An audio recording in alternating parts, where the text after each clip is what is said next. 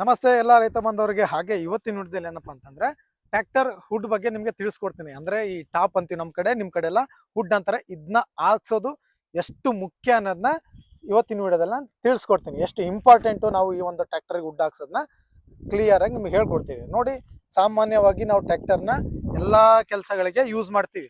ಅಂದ್ರೆ ಏನು ನಾವು ಲಿಮಿಟ್ ಇರಲ್ಲ, ನಮ್ನ ಯಾರು ಕೇಳಲ್ಲ ರೈತರನ್ನ. ಹಾಗಾಗಿ ನಾವೇನ್ ಮಾಡ್ತೀವಿ, ಲೋಡು ಕೂಡ ತುಂಬಾನೇ ಜಾಸ್ತಿ ಆಗ್ತೀವಿ. ಹಾಗಾಗಿ ನಾವು ಯೋಚನೆ ಮಾಡಬೇಕು, ಟ್ರ್ಯಾಕ್ಟರ್ ಅಲ್ಲಿ ಟ್ರಾಲಿ ಒಳಗಡೆ ಲೋಡ್ ಜಾಸ್ತಿ ಆದಾಗ ಸಡನ್ ಆಗಿ ಟ್ರಾಲಿ ಸಿಕ್ಕಾಕೊಳ್ತಂತಂದ್ರೆ ಈ ಒಂದು ಇಂಜಿನ್ ಮುಂದಿನ ಭಾಗ ಏನಿರುತ್ತೆ ಸಡನ್ ಆಗಿ ಎದ್ದು ಬಿಡುತ್ತೆ.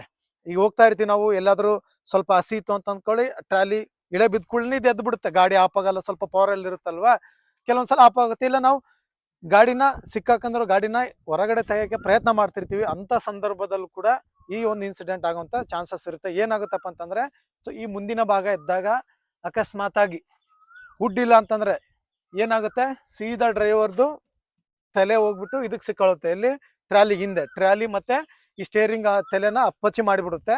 ಹಾಗಾಗಿ ತುಂಬಾ ಗಾಡಿಗಳು ನೋಡಿದ್ವಿ ಈ ತರ, ಹಿಂಗೆ ಜಂಪ್ ಆಗಿ ಉಲ್ಟಾ ಆದಾಗೆ ಡ್ರೈವರ್ ಹೋಗಿರ್ತಾನೆ, ಡ್ರೈವರ್ ಮೇಲೆ ಈ ಸ್ಟೇರಿಂಗ್ ಬಿದ್ದಿರುತ್ತೆ, ಇಲ್ಲ ಟ್ರಾಲಿಗೆ ಹೋಗಿ ಸಿಗಾಕೊಂಡಿರ್ತಾರ. ಅಷ್ಟೇ ಯಾಕೆ, ಈಗ ನಿಶು ದೇಶ್ವಾಲ್ ಅಂತೇಳಿ ಒಬ್ಬ ಫೇಮಸ್ ಟ್ರ್ಯಾಕ್ಟರ್ ಸ್ಟೆಂಟ್ ಮಾಡ್ತಾ ಇದ್ರು. ಅವರು ಕೂಡ ಇದೇ ರೀಸನ್ ಇಂದ ಅವರು ಇದಾಗಿದ್ದು. ಏನಂತಂದ್ರೆ, ಒಂದೆರಡು ಸ್ಕ್ರೂ ಇದ್ದಿದ್ದಿಲ್ಲ ಅವ್ರದ್ದು ಹುಡ್ ಅಲ್ಲಿ. ಸೊ ಅವ್ರು ಮುರ್ಕೊಂಡ್ ಬಿತ್ತು, ಪೂರ್ತಿ ಟ್ರ್ಯಾಕ್ಟರ್ ಅವ್ರ ಮೇಲೆ ಬಿದ್ದು ಅವರು ಸ್ಪಾಟ್ ಅಲ್ಲೇ ಡೆತ್ ಆದ್ರು. ತುಂಬಾ ನೀವು ವಿಡಿಯೋಗಳನ್ನ ನೋಡಿರ್ತೀರ. ಆ ಚಿಕ್ಕ ಗಾಡಿಗಳು ಏನಿರುತ್ತೆ, ಚಿಕ್ಕ ಗಾಡಿ ಅಂತಂದ್ರೆ ಕೆಲವೊಂದು ವೇಟ್ಲೆಸ್ ಗಾಡಿ, ಕಡಿಮೆ ಶಾರ್ಟ್ ಅಲ್ಲಿ ಇರುತ್ತೆ. ಇವೆಲ್ಲ ಲೆಂತ್ ಚಾಯ್ಸ್ ಇರುತ್ತೆ ಗಾಡಿ, ನೋಡ್ತಾ ಇರ್ಬೋದು ಎಷ್ಟು ಸೋನ್ಲಿಕ.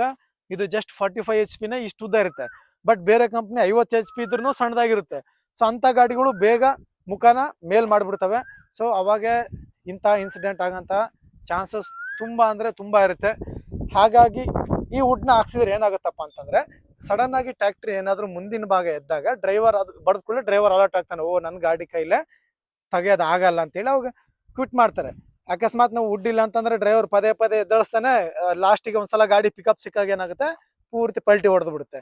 ಸೊ ಲೆಂತ್ ಇರೋ ಗಾಡಿಗಳದೊಂದು ಆ ಏನಪ್ಪಾ ಅಂತಂದ್ರೆ ಒಂದು ಪ್ಲಸ್ ಪಾಯಿಂಟ್. ಸೊ ಈ ತರ ಜೀವ ಸೇವ್ ಆಗುತ್ತೆ ಇದ್ರಲ್ಲಿ. ಯಾಕಂದ್ರೆ ಆಲ್ಮೋಸ್ಟ್ ನಾನು ತುಂಬಾ ಲೋಡ್ಗಳನ್ನ ಹಾಕಿ ಹೊಡೆದಿದ್ದೀವಿ. ಸ್ವಲ್ಪ ಮುಂದೆ ಎದ್ರು ಕೂಡ ಉಲ್ಟಾ ಆದ್ರೂ ಕೂಡ ಸ್ವಲ್ಪ ಇಂಜಿನ್, ನಾವು ಡ್ರೈವರ್ ಸೇಫ್ ಆಗಿರ್ತಾನೆ. ಯಾಕಂದ್ರೆ ಡ್ರೈವರ್ ಸ್ವಲ್ಪ ಸೆಂಟ್ರಲ್ ಇರ್ತಾನೆ ಈ ಗಾಡಿ ಒಳಗಡೆ. ಕೆಲವೊಂದು ಗಾಡಿಲಿ ಇಲ್ಲಿ ಕುಂತಿರ್ತಾರೆ ಡ್ರೈವರ್ ಸೀದಾ, ಇದೆಲ್ಲ ಸಿಗುತ್ತೆ ಕೈಗೆ. ನಮ್ಮ ಗಾಡಿಗಳಲ್ಲೆಲ್ಲ ಆತರ ಏನು ಆಪರೇಟ್ ಮಾಡಕ್, ಕೆಲವೊಬ್ಬರಿಗೆ ಈ ಹುಕ್ ಕೂಡ ಸಿಗುತ್ತೆ, ಇಲ್ಲಿ ಕುತ್ಕೊಂಡು ಇದನ್ನ ಆಪರೇಟ್ ಮಾಡ್ಬೋದು. ಈ ಗಾಡಿಗಳು ಸ್ವಲ್ಪ ಸೇಫ್ಟಿ ಇದೆ. ಎಲ್ಲ ಗಾಡಿನೂ ಚೆನ್ನಾಗೇ ಇದೆ, ಗಾಡಿಗಳ ಬಗ್ಗೆ ಹೇಳ್ತಿಲ್ಲ, ಬಟ್ ಇದು ನಿಮಗೆ ಜೀವನ ಕಾಪಾಡುತ್ತೆ. ಒಂದು ಯೋಚನೆ ಮಾಡಿ, ನೀವೇನಾದ್ರೂ ಡ್ರೈವರ್ನ ಇಟ್ಟಿರ್ತೀರಾ, ಡ್ರೈವರ್ಗೂ ಇನ್ಸೂರೆನ್ಸ್ ಇಲ್ಲ, ಗಾಡಿಗೂ ಇನ್ಸೂರೆನ್ಸ್ ಇಲ್ಲ, ಇನ್ಸಿಡೆಂಟ್ ಆಯ್ತು ಅನ್ಕೊಳ್ಳಿ ಈ ತರ. ನಿಮಗೆ ಗೊತ್ತಿದೆ ಈಗಿನ ಜನರೇಷನ್ ಅಲ್ಲಿ ಯಾವ ತರ ಅಮೌಂಟ್ ಡಿಮ್ಯಾಂಡ್ ಮಾಡ್ತಾರೆ. ಹೌದು, ಈಗ ನಮ್ದೇ ತಪ್ಪಿರುತ್ತೆ. ಡ್ರೈವರ್ ಸೇಫ್ಟಿನ ಮೊದಲು ನಾವು ನೋಡ್ಕೋಬೇಕು. ಡ್ರೈವರ್ದು ಏನಾದ್ರು ಪ್ರಾಣ ಹೋಯ್ತು ಅಂತಂದ್ರೆ ಅವ್ರ ಮನೆಯವ್ರದ್ದು ಎಲ್ಲ ತುಂಬಾ ಅಂದ್ರೆ ತುಂಬಾ ಹಣನ ಇಡಬೇಕಾಗುತ್ತೆ. ಯಾಕಂದ್ರೆ ನನ್ನ ಫ್ರೆಂಡ್ನೇ ಸುಮಾರು ಅಂದ್ರೆ 25-30 ಲಕ್ಷ ಪರಿಹಾರವಾಗಿ ಕೊಟ್ಟಿದ್ದಾರೆ, ಕೊಡಬೇಕಾಗುತ್ತೆ. ಯಾಕಂದ್ರೆ ತಪ್ಪು ನಮ್ದು, ನಾವು ಸೇಫ್ಟಿ ಇಟ್ಟಿಲ್ಲ ಗಾಡಿ ಒಳಗಡೆ. ಸೊ ಅದೆಲ್ಲ ಬೇರೆ ಮ್ಯಾಟ್ರು.